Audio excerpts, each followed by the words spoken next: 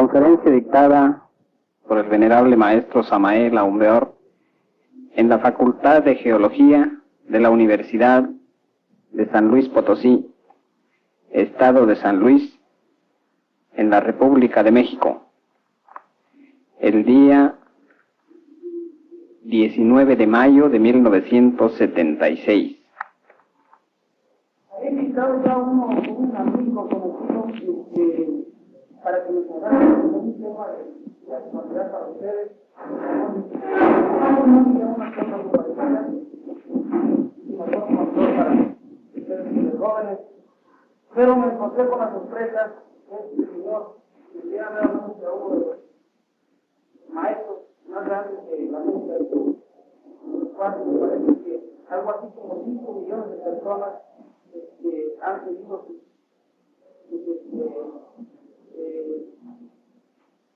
camino, han oído sus palabras y han quedado maravillados con los conceptos.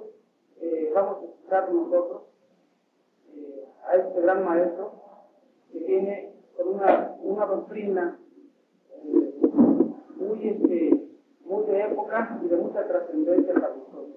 Con ustedes el maestro Samael Aumbeor.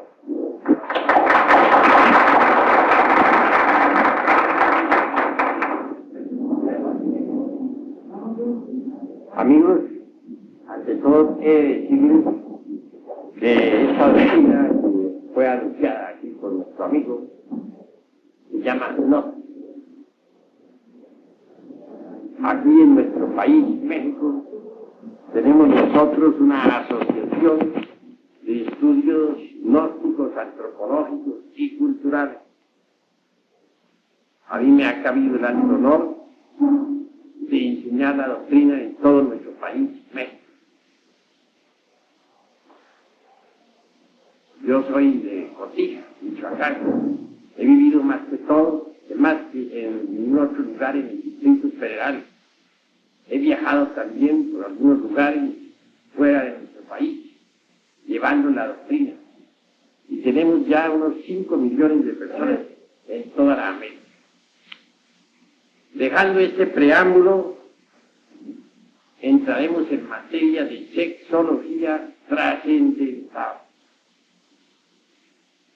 Ciertamente podemos estudiar la sexología desde dos ángulos completamente diferentes. El uno, desde el punto de vista meramente oficial, tal como se enseña en la Universidad de Medicina, etc. El otro, desde el punto de vista gnóstico. Voy a afrontar la sexología a la luz del gnosticismo universal. Ante todo, gnosis significa conocimiento. La palabra gnosis entra también en la ciencia oficial. Diagnosis, por ejemplo. Diagnóstico. Ven ustedes la gnosis ahí en la etimología. En todo caso, las corrientes gnósticas definizadas conocen a fondo la sexología. En nombre de la verdad debo decirles que Sigmund Freud, con su psicoanálisis, inició una época de transformaciones extraordinarias en el campo de la sexología. Sigmund Freud produjo una innovación dentro del terreno de la medicina, y eso lo saben todos los que han estudiado a Freud. Adler fue ciertamente uno de sus mejores discípulos. Discípulo de él también fue Jung y muchos otros psicólogos, psicoanalistas y parapsicólogos. El sexo en sí es el centro de gravedad de todas las actividades humanas. Alrededor del centro giran todos los aspectos sociales de la vida. Veamos, por ejemplo, un baile, una fiesta. Alrededor del sexo gira toda la fiesta. un café, gira todo alrededor del sexo. Hoy en día el sexo comienza a ser estudiado o a ser estudiado por algunos sabios con propósitos trascendentales. Desafortunadamente, y es verdad, abunda mucho la pornografía. Se desvía el sexo hacia actividades meramente sensuales. Hay varias clases de sexo. Existe el sexo normal, común y corriente, existe el infrasexo y existe el suprasexo. ¿Qué se entiende por sexualidad normal? Entiéndese por sexualidad normal la actividad sexual conducente, pues, a la reproducción de la especie. La infrasexualidad es diferente y hay dos clases de infrasexuales. En materia de cábala, por ejemplo, se dice que Adán tenía dos esposas, Lilith y Nahemah. Lilith representa una de las esferas infrasexuales. Encontramos en ella los pedreristas, los homosexuales, las lesbianas, los etcétera, etcétera, etcétera. Y del lado de Nahemah encontramos nosotros los abusadores del sexo, pornográficos, aquellos que se entregan de lleno, pues, a la lujuria sin frenos de ninguna especie ni control alguno. Son dos esferas de la infrasexualidad. Así pues, el sexo normal, repito, conduce a la reproducción de la especie. En cuanto al goce sexual en sí mismo, es un goce legítimo del hombre. Quienes consideran el goce sexual como un pecado, quienes lo califican con algún tabú, o quienes tienen la tendencia a considerarlo motivo de vergüenza, disimulo, etcétera, están totalmente equivocados. El goce sexual, repito, es un goce legítimo del hombre. De ninguna manera podría ser despreciado o subestimado o calificado como tabú. Se tiene derecho por naturaleza al goce sexual. Pero pasemos ahora al suprasexo, a la suprasexualidad. Incuestionablemente la suprasexualidad es para los genios, para los hombres trascendentales, para las mujeres inefables, etc. Suprasexuales fueron un Jesús de Nazaret, un Buda, un Hermes Trismegisto, un Mahoma, un Lao Tse en China, un Quetzalcóatl para nosotros los mexicanos, un Pitágoras, etcétera. Todos podríamos entrar en el reino de la suprasexualidad. Empero, digo, para entrar en el reino de lo suprasexual, en la esfera de la suprasexualidad, se requiere primero que todo el sexo normal. El infrasexual, por ejemplo, lesbianas, homosexuales, pedreristas, masturbadores, no está preparado para entrar en el reino de la suprasexualidad. El infrasexual debe primero que todo, si es que quiere regenerarse, empezar por lograr la sexualidad normal. Una vez lograda, se puede de lleno entrar en el camino de lo suprasexual. Es difícil para los homosexuales y para las lesbianas que pertenecen a la esfera de lo infrasexual la regeneración. Hace poco vino a visitarme un sujeto homosexual. Venía de su país, Honduras. Tal hombre posee una cultura intelectual bastante amplia.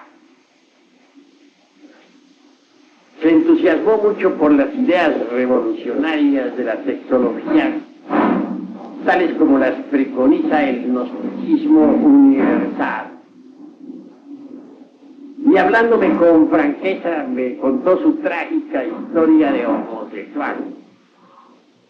Sin embargo, me manifestó el deseo de regenerarse, de entrar en el terreno de la sexualidad normal y después, posteriormente, meterse por el camino suprasexual. Amigo, le dije, no le queda a usted más remedio que adquirir la sexualidad normal. Usted es un afeminado, pues habrá de empezar primero por conseguirse una mujer. Consígase la mujer primero que todo. Cásese, regenérese, adquiera la sexualidad normal, vuélvase un hombre normal. Y el día que usted sea un hombre normal, el día que le gusten las hembras de verdad, entonces estará preparado para entrar en el terreno de la suprasexualidad. Antes no es posible. Hoy por hoy, usted va por el camino de la degeneración. Usted es un degenerado. Bueno, no se ofendió el hombre francamente. Yo tenía la razón. Dijo que se iba a conseguir una mujer, que se iba a casar, que iba verdaderamente a tratar de volverse el sexo normal, porque él deseaba algún día entrar en las esferas trascendentales de lo suprasexual. Ojalá que el amigo se regenere. Ojalá. En otra ocasión vino a mí una lesbiana. Me dijo que quería que le aconsejara, que francamente a ella le encantaban las mismas mujeres, que estaba en un problema gravísimo, que ella gastaba mucho dinero en cierta dama que había por ahí, pero que esa dama pues le estaba poniendo cuernos, como decimos. Lo cierto es que andaba la dama de sus anhelos por la calle con otras damas, claro, la provocaba a celos. Y sufría aquella lesbiana como si fuera un hombre. Exactamente, lloraba y suplicaba y me pedía consejos como si fuera un hombre. Entre paréntesis, era una vieja horrible. No se lo niego a ustedes. Yo no pude menos que mirarla con un terrible asco. Bueno, le di unos cuantos consejos. Le dije que lo mejor era que se regenerara, que se consiguiera un hombre, que entrara por el camino de la sexualidad normal, etc. No sé si aquella pobre vieja se habrá pues regenerado. No parecía tener muchas ganas de regenerarse, pues estaba demasiado celosa por su dama, celosa con otras damas que acompañaban a su dama. Parecía todo un macho, ni más ni menos. Vean ustedes qué horrible es el camino de la degeneración, el camino infrasexual. Pero no solamente son infrasexuales en verdad, las lesbianas, los homosexuales, los masturbadores o pederistas, no.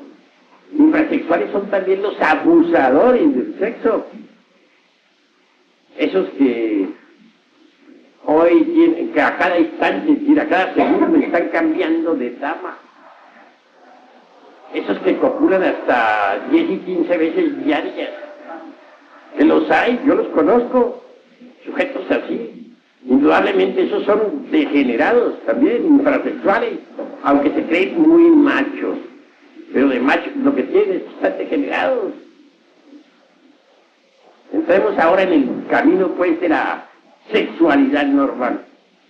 La sexualidad normal en sí es hermosa. Se une el hombre a su mujer, se aman, reproducen su especie, viven una vida mesurada, etcétera. Viven, eso sí, de acuerdo con los intereses de la naturaleza, de acuerdo con la economía de la naturaleza. Cada uno de nosotros es una maquinita, eso no lo podemos negar. Se capta determinados tipos y subtipos de energía cósmica.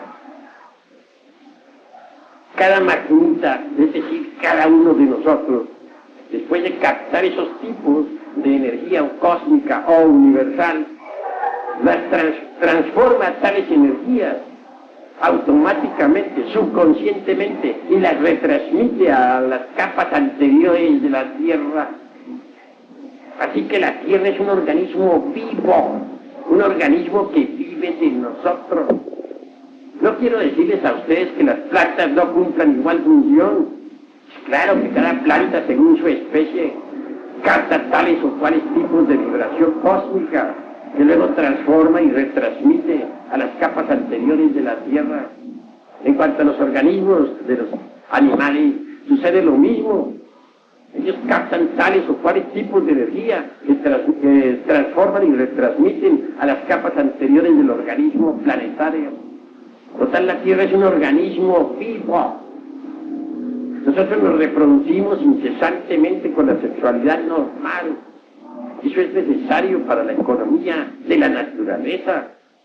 Además, el goce sexual es un goce legítimo del hombre. No es un crimen, no es un delito como suponen muchos mojigatos, muchos mentecatos, muchos pietistas, etc. Pero hoy por hoy nosotros con nuestra sexualidad normal vivimos de acuerdo con los intereses económicos de la naturaleza. Otra cosa es la suprasexualidad.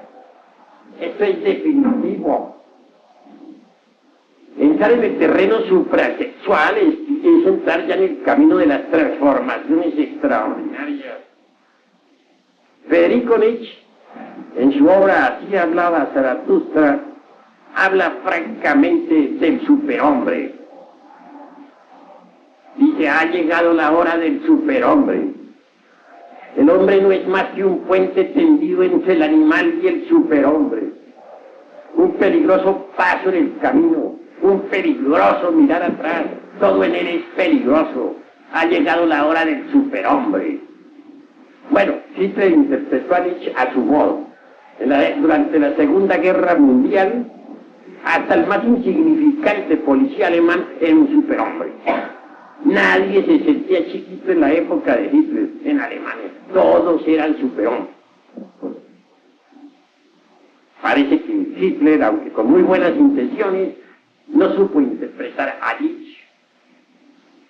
Yo creo en el superhombre, francamente, se los manifiesto a ustedes. Pero me parece que Hitler erró el camino. Se puede llegar a la estatura del superhombre, mas eso solamente es posible mediante la transmutación de las energías sexuales, y esto pertenece al terreno de lo suprasexual. En todo caso, en el ser humano hay 5 centros fundamentales. Primero que todo, el intelectual, que es el que más utilizan todos ustedes para el estudio. Segundo, el emocional. Tercero, el motor, es parte superior de la espina dorsal. En cuanto al emocional, lo tenemos en el corazón. Cuarto, el centro instintivo está en la base inferior de la espina dorsal. Y sexto, pues, propiamente dicho, el sexual. Repito, para que ustedes puedan grabar mejor. Intelectual, emocional, motor, instintivo, sexual, 5 centros. Pensé que se me conté uno más, se me pasó la medida. Total, estos 5 centros son fundamentales para todas las actividades humanas. En cuanto al sexual, propiamente dicho, quiero decirles que es el centro, pues, alrededor del cual giran todas las actividades humanas. El pensamiento aparentemente es muy rápido, pero desgraciadamente es muy lento.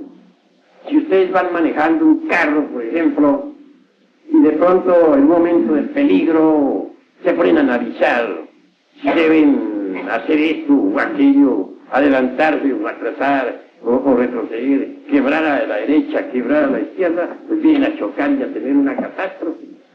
El centro motor es más rápido. Uno cuando va manejando un carro no tiene mucho tiempo para pensar, actúa y velozmente y ya, y sale despacio.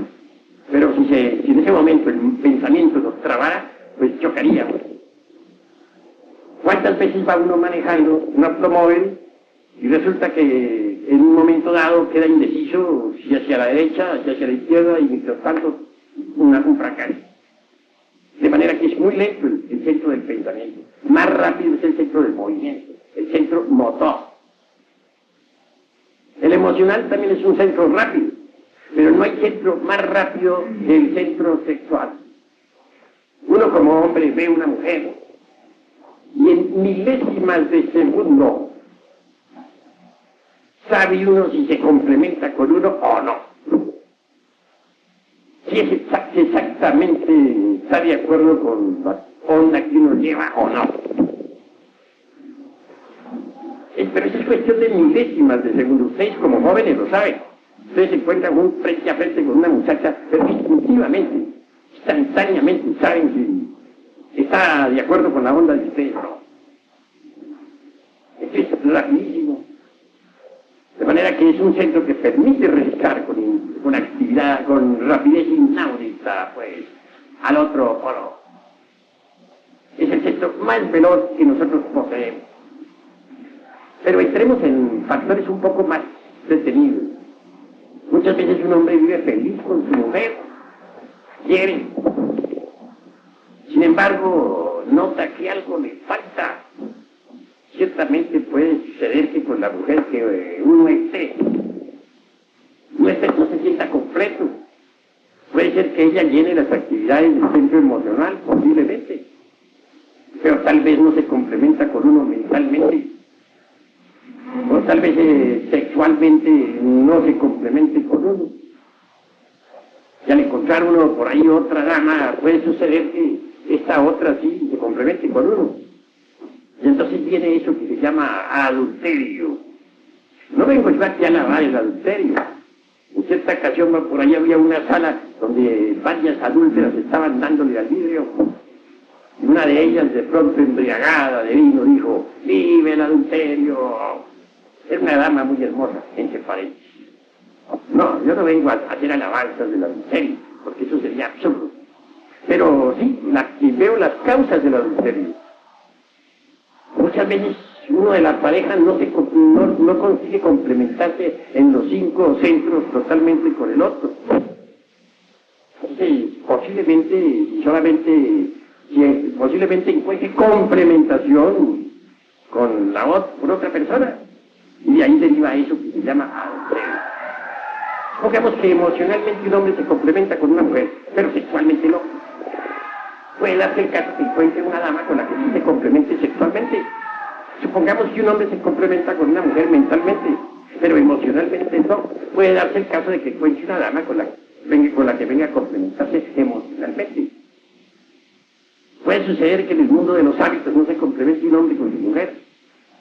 Puede suceder que encuentre también en el mundo de los hábitos relacionado con el centro motor otra mujer con la que sí se complemente, con la que tenga habilidad. Es esa causa intrínseca de tantos y tantísimos adulterios que dan origen pues a los divorcios. Como les digo, no vengo a alabar el adulterio porque sería absurdo, ni estoy de acuerdo con aquella dama que gritaba en célebre orgía: ¡vive el adulterio!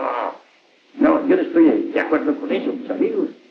Únicamente aquí con ustedes, en compañerismo, estamos estudiando la cuestión sexual. Y no podríamos dejar de pasar por alto esta cuestión del adulterio. Yo creo que lo mejor para uno como hombre es encontrar una mujer que se complemente con uno en lo intelectual, en lo emocional, en el centro motor o mundo de los hábitos, en el centro de los instintos y en el sexo.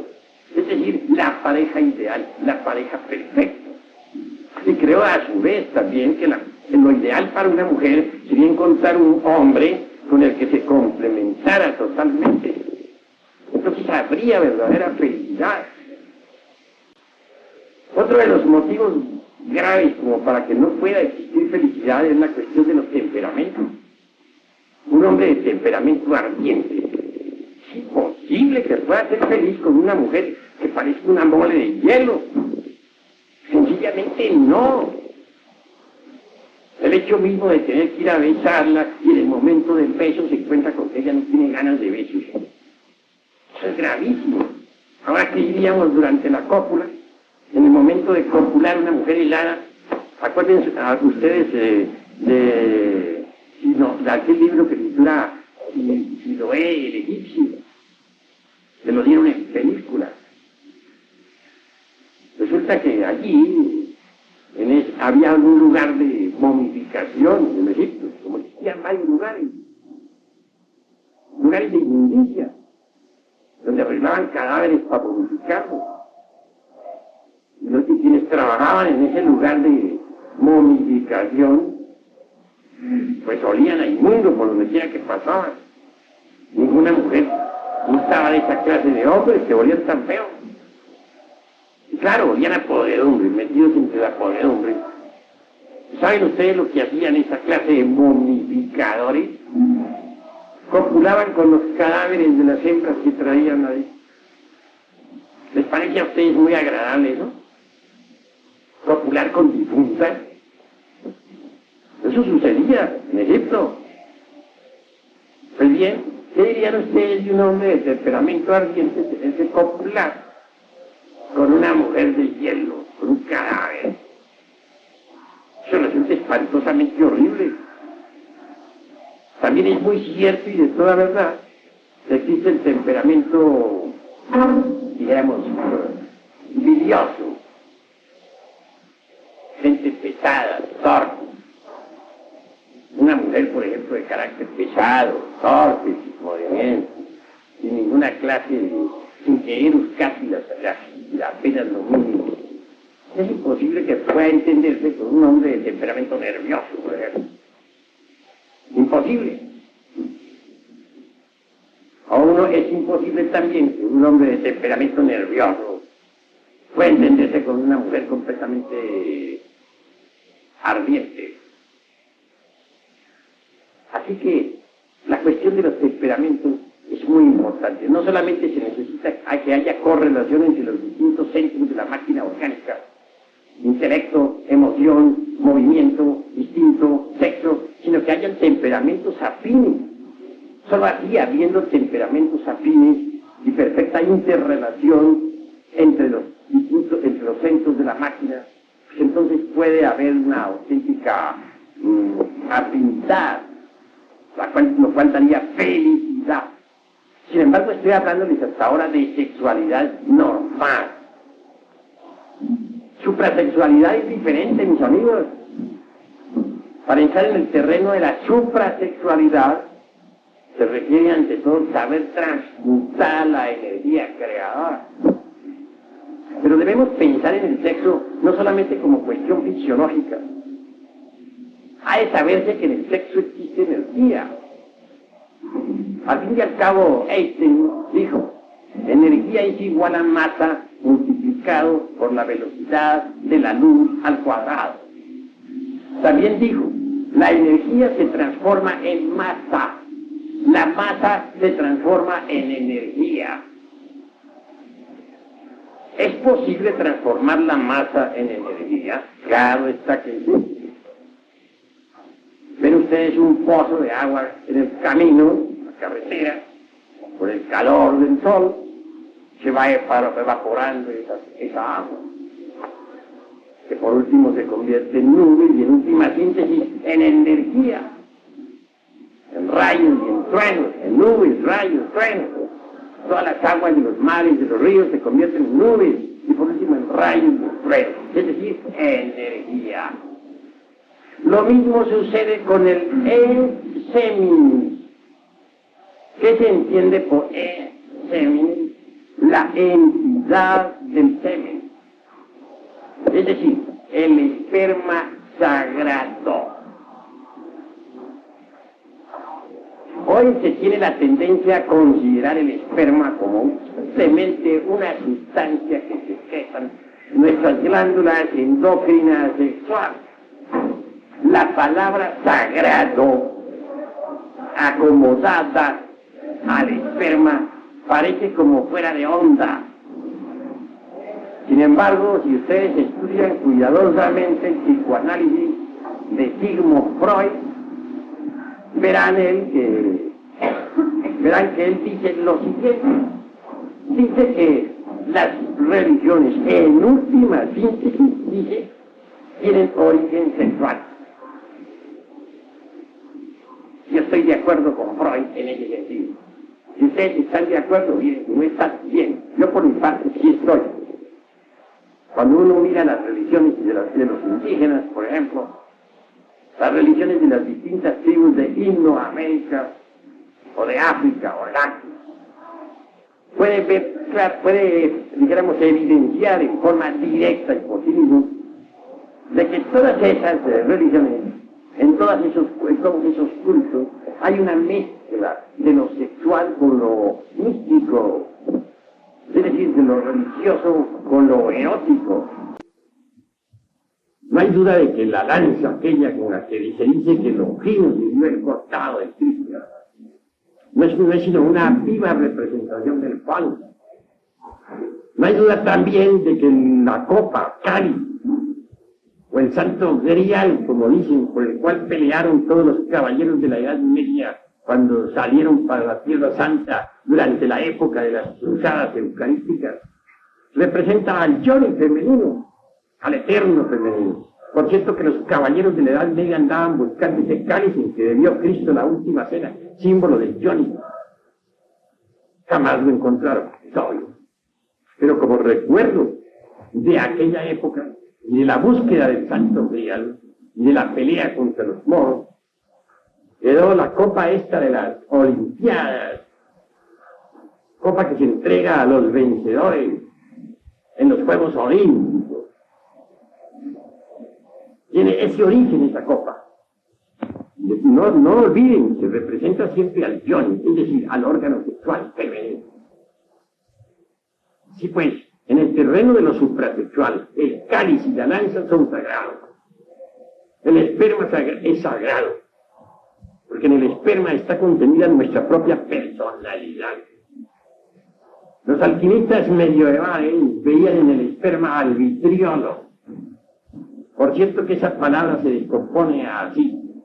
Visitar interior in interram, rectificatur indegna, occultum lapidum. Visita el interior de nuestra tierra que rectificando encontrarás la piedra oculta.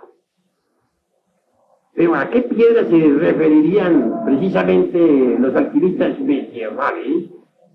A la famosa piedra filosofal. Tal piedra hay que fabricarla. No hay duda de que existen fórmulas para su fabricación. Yo creo en la piedra filosofal, pero hay que fabricarla. Mediante el esperma sagrado y sus transmutaciones es posible lograr la piedra filosofal. La transmutación de la libido sexual, convertir el esperma en energía, es posible cuando se conoce la clave. Lo importante es conocer la clave. Si con el enseminis podemos nosotros dar vida a un hijo, si con el enseminis podemos reproducir la especie, si con el enseminis podemos llenar de millones de seres humanos un mundo, es cierto y de toda verdad que con el enseminis, es decir, con la entidad del semen, podemos darnos vida a sí mismos y convertirnos en verdaderos superhombres en el sentido más completo de la palabra. Ahora bien, lo importante sería lograr la transmutación de la libido sexual. Mediante la transmutación logramos cerebrizar el semen. y seminizar el cerebro. Se hace necesario seminizar el cerebro, señores, porque es muy sabido por los hombres de ciencia actual que no todas las áreas del cerebro actualmente están trabajando. Se sabe hoy en día en medicina de que solo una mínima parte de nuestro cerebro está actualmente ejerciendo sus funciones. Incuestionablemente tenemos muchas áreas, muchas partes del cerebro inactivas. Si con el poquito de cerebro que está activo hemos logrado crear cohetes atómicos que viajan a la Luna, hemos logrado crear la bomba atómica con la que se destruyeron ciudades como Hiroshima y Nagasaki, hemos conseguido nosotros aviones supersónicos que viajan a una velocidad extraordinaria. ¿Qué tal si nosotros regeneráramos el cerebro? Si pusiéramos en actividad todas las partes del cerebro, si la totalidad de la masa encefálica trabajara, entonces podríamos transformar este mundo, cambiarlo, hacerlo maravilloso. Pero hay que regenerarlo, hay que seminizarlo, cerebrizar el cerebro y seminizar el cerebro. He ahí la clave. Es posible seminizar el cerebro. Los grandes músicos de antaño, un Beethoven, por ejemplo, un Mozart, un Chopin o un Liszt, fueron hombres que tuvieron el cerebro muy seminizado. Hombres que dieron a su cerebro capacidades extraordinarias, que utilizaron el mayor porcentaje de las áreas cerebrales. Sin embargo, hoy en día la cosa es muy diferente. El cerebro humano se ha degenerado demasiado y no nos damos cuenta de ello. Si estamos en medio de una pachanga contentos, si estamos de acuerdo con la última onda, si estamos en pleno rock and roll, y de pronto alguien quita el disco y pone la 9ª sinfonía de Beethoven, ¿cómo se sentirían ustedes? ¿Estamos seguros de que ustedes continuarían en la pachanga? ¿Qué harían ustedes? Claro, ustedes no irían a insultar al señor de la casa, naturalmente no, pero muy decentemente se retirarían, ¿verdad? ¿Por qué? En la Edad Media, por ejemplo, cuando el cerebro todavía no se había degenerado tanto como ahora, la cosa era distinta, se bailaba al compás, pues puro ballet, al compás de la música clásica. En plena comida estaban los músicos haciendo vibrar las más deliciosas sinfonías. De moda estaba Beethoven y Mozart, Chopin y Liszt. Eso era en la Edad Media, señores. Pero ahora no estamos en la Edad Media. Y ahora nos salen con una música de esas. En plena pachanga sencillamente nos despedimos y goodbye, vamos. Claro. ¿Por qué? Porque nos aburrimos. ¿Y por qué nos aburrimos? Somos analíticos. Aquí estamos para analizar. Sencillamente porque el cerebro está degenerado. Ya hay ciertas áreas que ya no pueden apreciar la buena música. ¿Y por qué se ha degenerado el cerebro? Se ha degenerado sencillamente porque nosotros durante varios siglos hemos estado extrayendo de nuestro organismo la entidad del semen. No la hemos extraído únicamente para dar vida a nuevas criaturas, no. La hemos extraído porque nos ha gustado, es un gran placer. Eso es todo. Por eso nos hemos dado gusto en la lujuria, en lechos de placer, gozando a lo lindo. Pero el Paganini ha sido el cerebro. Ese es el que ha tenido que pagar el pato. Ahora sucede que muchas áreas no están trabajando. Es posible sí regenerarlo, pero para regenerarlo hay que transmutar la entidad del semen, convertirla en energía. Solo así podríamos cerebrizar el semen. Lo que faltaría aquí en esta plática es decir, ¿cómo? Yo tendré mucho gusto en explicarles un artificio muy singular que los alquimistas medievales enseñaban a sus discípulos. El artificio que voy a enseñarles a ustedes También lo enseñaron hombres de ciencia modernos como Brown Schwab, en Estados Unidos. Lo enseñó el doctor Krugheller, médico coronel de nuestro ejército glorioso mexicano. Lo enseñó también Jung, y lo enseñan las escuelas asiáticas del tantrismo oriental. No es una cosecha mía particular, yo la he aprendido de todos esos sabios y a su vez yo se la comunico a ustedes. No como un artículo de fe o como un dogma inquebrantable, no, si ustedes quieren aceptarlo, acéptenlo, si no quieren aceptarlo, lo acepten. Muchas escuelas lo han aceptado, muchas escuelas lo han rechazado. Cada cual es libre de pensar como quiera. Yo únicamente les doy mi modesta opinión. El artificio consiste en conexión del lingam yoni. Lingam, ya saben ustedes cuál es el lingam, el palo. Yoni, ya saben que es el útero o eterno femenino, el órgano sexual de la mujer. Sin la eyaculación de la entidad del ser. El doctor Krugheller decía en latín, daba en latín la fórmula, decía, inicio membris virilis in vaginam femina sin ejaculatium semen. Algunos científicos modernos la han aceptado. Hubo la Sociedad Oneida en Estados Unidos experimentó con esa fórmula. En la Sociedad Oneida, vean ustedes lo que se hacía.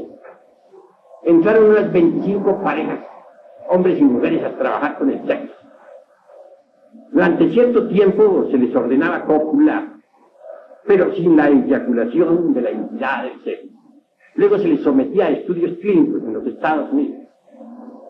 Se logró observar que la seminización completa del cerebro, el aumento de hormonas en la sangre, la mejora completa del organismo, la fortificación de la potencialidad sexual, etc. Y muchas enfermedades desaparecieron.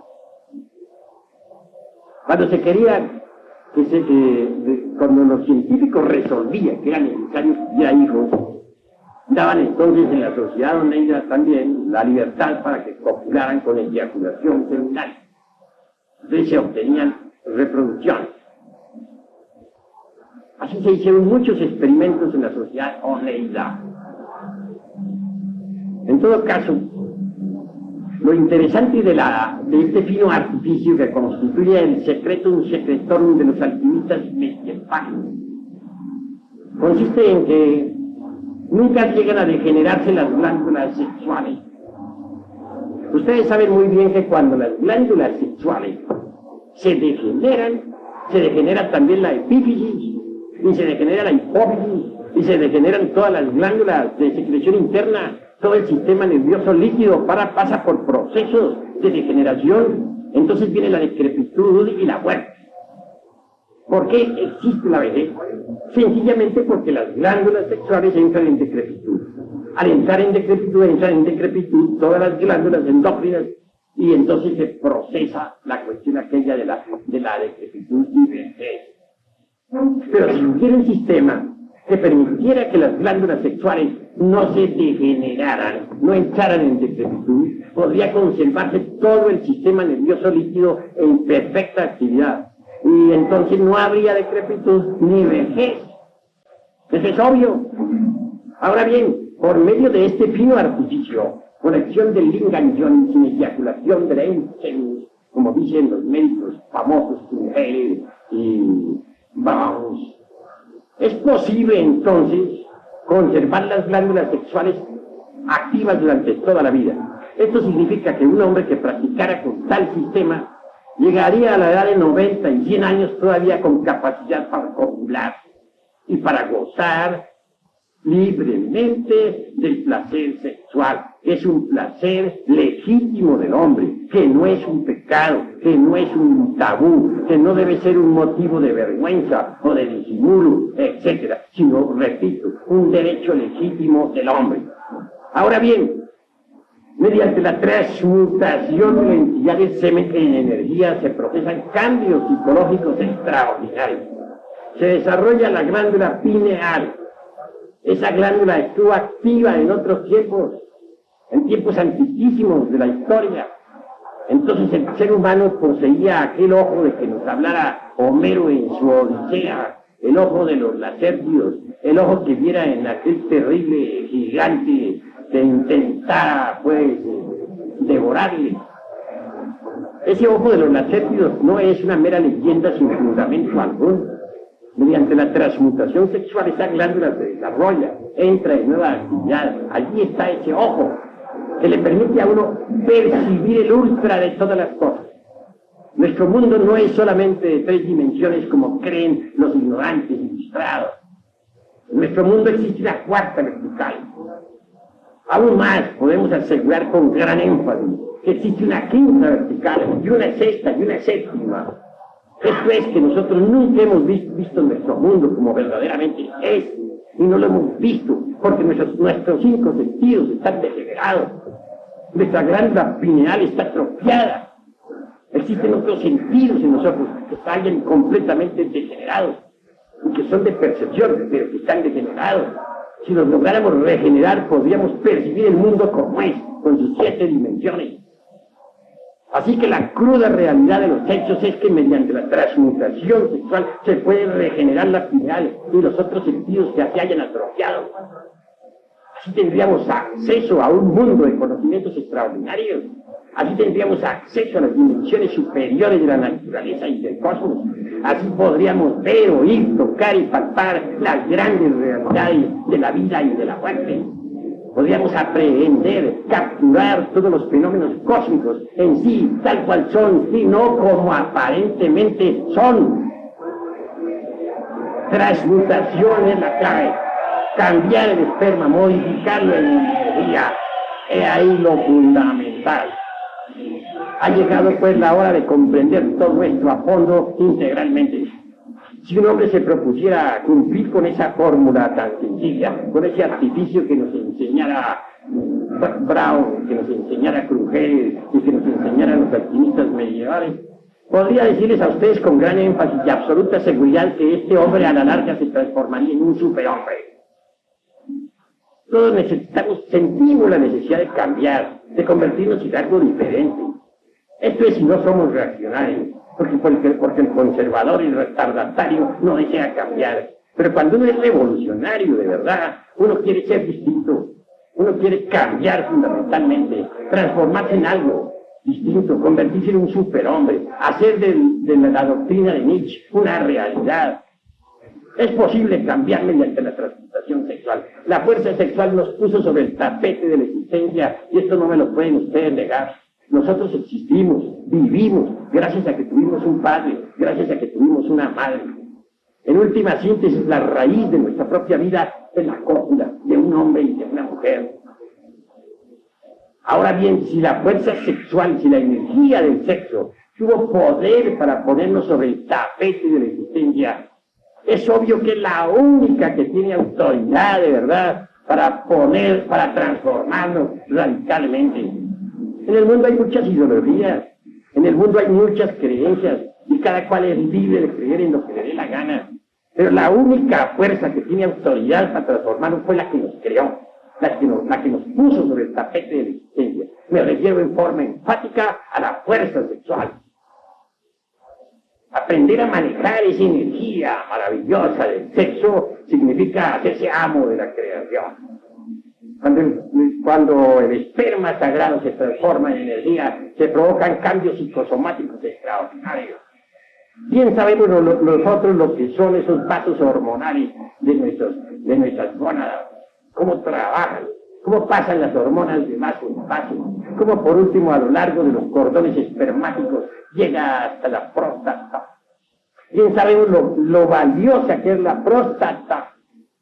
Allí se producen las más grandes transformaciones de la entidad del semen. Y las hormonas, por último, entran en el torrente sanguíneo. La palabra hormona viene de una raíz griega que significa ansia de ser, fuerza de ser. Las hormonas han sido estudiadas por nuestros hombres de ciencia. Son maravillosas. Las hormonas sexuales, por ejemplo, entrando en el torrente sanguíneo, realizan prodigios. cuando tocan las glándulas, a las glándulas endócrinas, sea a la tiroides, sea a las paratiroides, sea a los riñones suplementarios, o a la timo, etcétera, etcétera, etcétera, las estimulan, hacen que esos pequeños microlaboratorios produzcan más hormonas. Y esas hormonas producidas por todas las glándulas en general enriquecen el torrente sanguíneo en forma extraordinaria. Entonces desaparecen las dolencias, desaparecen las enfermedades. Desgraciadamente, hoy por hoy, el esperma que es preparado por las gónadas y que luego sube asciende hasta la próstata, es desgraciadamente despilfarrado. Ni siquiera se le deja descomponer a los famosos espermos y las hormonas, cuando ya se les tira fuera del organismo, cuando se les arroja. Muchas veces ni siquiera alcanza a ascender desde los testículos hasta la próstata la entidad del pene, cuando ya es eliminada. En cuanto a los masturbadores, ¿qué diremos? ¿Bien saben ustedes lo que es el vicio de la masturbación? Cuando alguien se masturba, inevitablemente está cometiendo un crimen contra la natura. Después de que se ha eyaculado la entidad del semen, crea cierto movimiento peristáltico en el palo. Y esto lo sabe cualquier hombre. Entonces, con tal movimiento siempre el palo se recoge del útero de la mujer la energía que necesita para alimentar al cerebro.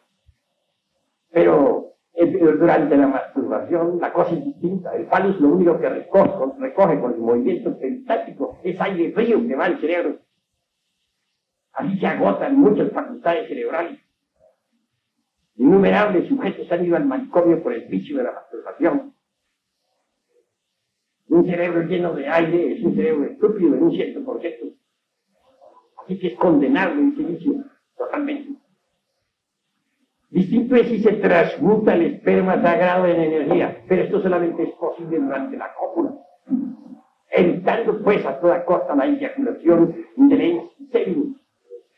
Porque como dijera los mejores sabios medievales, dentro de él se encuentra todo el ens virtutis del fuego, es decir, la entidad ígnea del fuego. Enriquecer la sangre con hormonas no me parece un delito. Transmutar el esperma en energía está muy bien documentado por hombres como Sigmund Freud y otros tantos. Entonces, lo importante sería aprovechar toda la potencialidad sexual para desarrollar, para seminizar el cerebro y desarrollar la glándula pineal y hasta la hipófisis y otras. Se conseguiría una transformación orgánica maravillosa. Lo psicosomático está relacionado íntimamente con lo sexual. Una suprasexualidad implica de hecho también algo suprasexual dentro de lo psicosomático. Por eso diría yo a ustedes con entera realidad que suprasexuales fueron, por ejemplo, hombres como un Hermes Trismegisto, o como Quetzalcóatl, o como el Buda, o como Yeshua Ben Pandira, que no es otra cosa sino el gran Kabir Jesús. Esos fueron suprasexuales. El suprasexual es el superhombre de Nietzsche. Uno puede alcanzar la estatura del superhombre entrando en el terreno de la suprasexualidad, sabiendo gozar del amor, sabiendo gozar de la mujer, sabiendo vivir con alegría, con más emoción, menos razonamientos inútiles. La emoción es lo que cuenta, eso vale más que todo. Así pues, desde un punto de vista revolucionario, nosotros podemos convertirnos en verdaderos dioses hombres, si así lo queremos. Bastaría que regeneráramos las áreas del cerebro, que nos pusiéramos a trabajar a todas, y entonces sí haríamos un mundo mejor. En todo caso, creo y es indispensable saber que la clave dada para la transmutación significa también la clave para la regeneración. Los sabios de la antigüedad nos hablaron de un fuego solar que existe siempre en toda materia orgánica e inorgánica.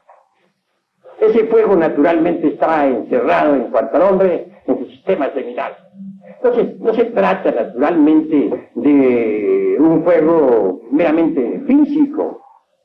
Dijéramos, un fuego de tipo supradimensional, psicológico o metafísico. Ese foie, palabra que significa fuego, de tipo estrictamente sexual, y que todos lo sentimos durante la cópula, puede desenvolverse y desarrollarse para ascender desde nuestro sistema seminal a lo largo del canal medular espinal. Cuando ese fuego asciende, despierta en nosotros poderes que ignoramos, poderes extraordinarios de percepción, o mejor dijéramos de extrapercepción sensorial, poderes que divinizan, pero hay que despertarlos mediante la transmutación de la libido, sabiendo gozar del amor. Y la mujer también puede despertarlos sabiendo gozar de su varón. Con ese fuego se realiza prodigios. Los orientales lo denominan Kundalini, y es maravilloso. Nuestros antepasados mexicanos le denominaban la serpiente, porque decían ellos, que tiene figura de serpiente sagrada, que sube a lo largo del canal medular espinal.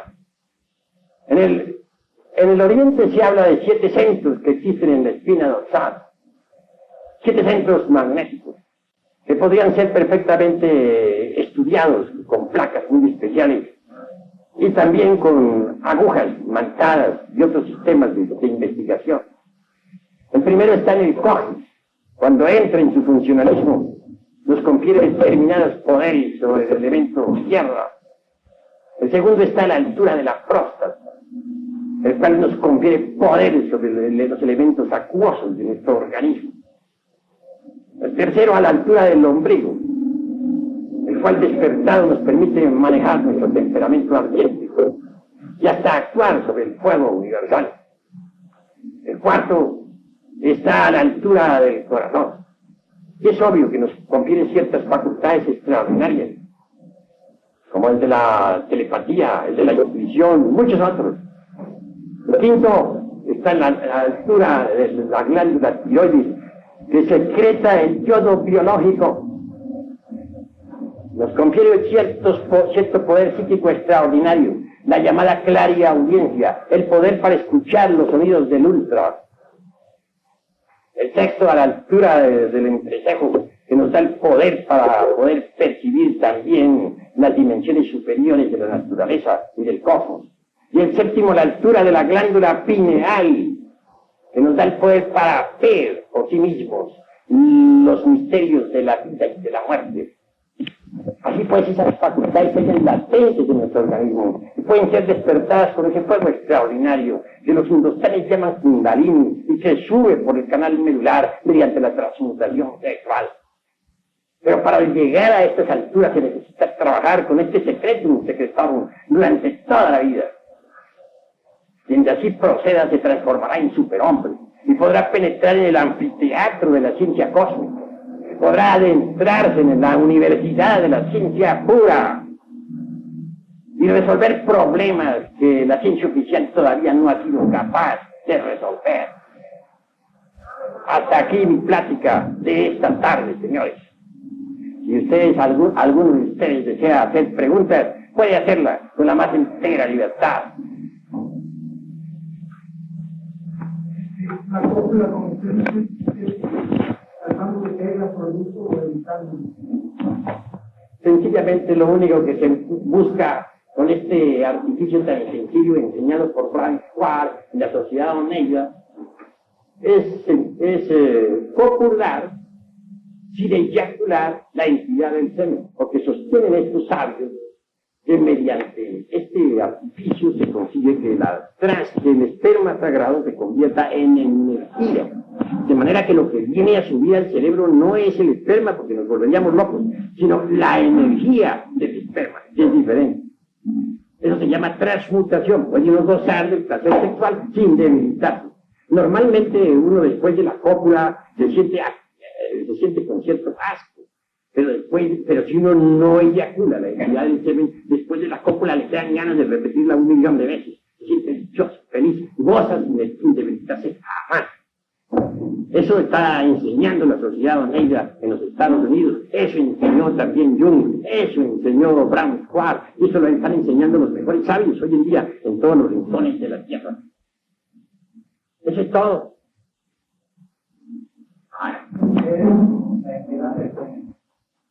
Bueno, cuando se habla de la entidad del semen, nos referimos en forma concreta, exacta, al esperma sagrado, al semen químico.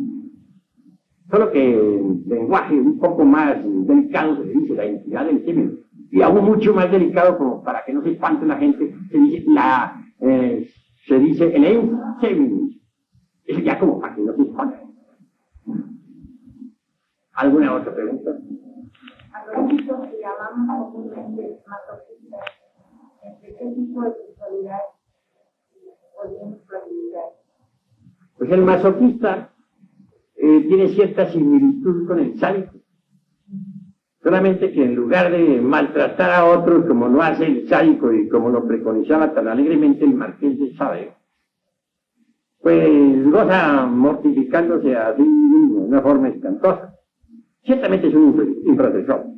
Pertenecería, de hecho, a la esfera infrasexual del vivir, hablando en el lenguaje de los antiguos sabios. ¿Alguna otra pregunta? Todos pueden preguntar con la más entera libertad sobre este terreno de la sexualidad normal y de los suprarrendados. Esto provocado en nombre de la mujer, sea la pareja. Pues una pareja, hombre y mujer, cuando están debidamente acoplados, pues sienten el mismo placer. Sea a veces que, por ejemplo, los hombres han debilitado demasiado las potencias sexuales debido al abuso. No logran satisfacer sexualmente a la mujer, porque la mujer, para que pueda llegar a un orgasmo fisiológico, necesita que el varón sea lo suficientemente fuerte como para sostenerse durante el coito, en forma continua, hasta que ella logre, pues, tal orgasmo. Pero cuando se ha debilitado demasiado la potencia sexual en el hombre, tiene que eyacular antes de que la mujer pueda satisfacerse. Entonces,